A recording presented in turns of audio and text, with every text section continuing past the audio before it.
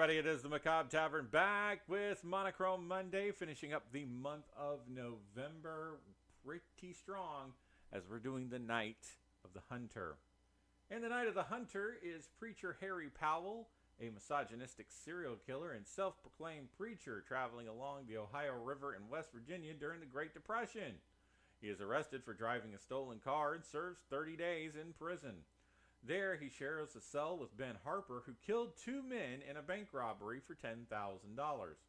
Harper made his children, John and Pearl, promise never to reveal where he hid the money, and despite Powell's attempts to worm it out of him, Harper takes his secret to the grave, where he's hung for the murders.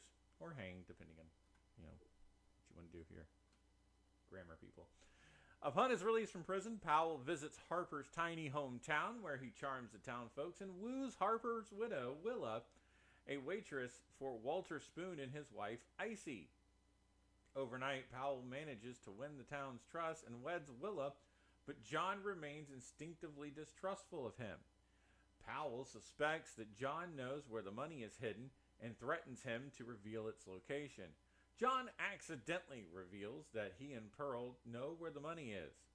After Powell refuses to consummate their marriage, Willa deludes herself that he married her to redeem her soul and begins preaching alongside him in tent revivals.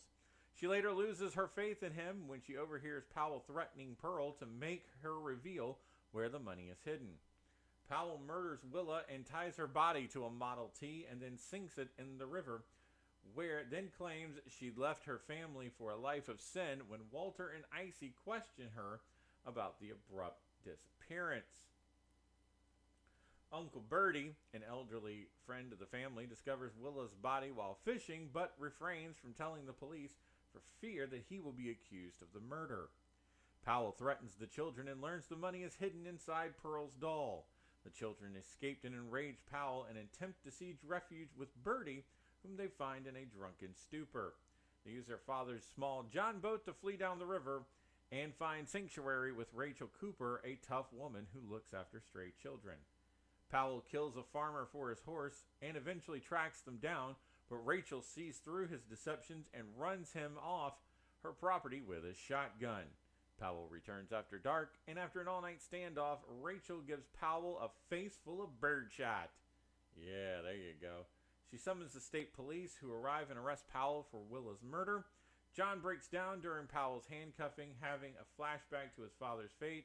He beats the doll against Powell's struggling body in anguish, spilling the cash. During Powell's trial, John cannot bring himself to testify against Powell. After Powell's sentencing, Rachel takes John and the other children away as Icy leads a lynch mob towards the police station. Powell is escorted out of the back for safety just in time, but the prison hangman vows to see him soon. John and Pearl spend their first Christmas together with Rachel and the brood of her stray children. So there you go. Robert Mitchum, of course, is Preacher Harry Powell. Shelley Winters, yes, is Willa Harper. Lillian Gersh is Rachel Cooper. John Harper is Billy Chapin. Sally Jane Bruce is Pearl Harper. James Gleason is Uncle Bertie. Evelyn Varnon is Icy. Don Bedeau is Walt Spoon. Peter Graves is Ben Harper. Gloria Castillo is Ruby. And Paul Breyer is the Hangman, although he would be uncredited. If you are wondering, this is, I believe, one of Shirley Winters' last films. I'm not fully on that. But yeah, great cast in this movie.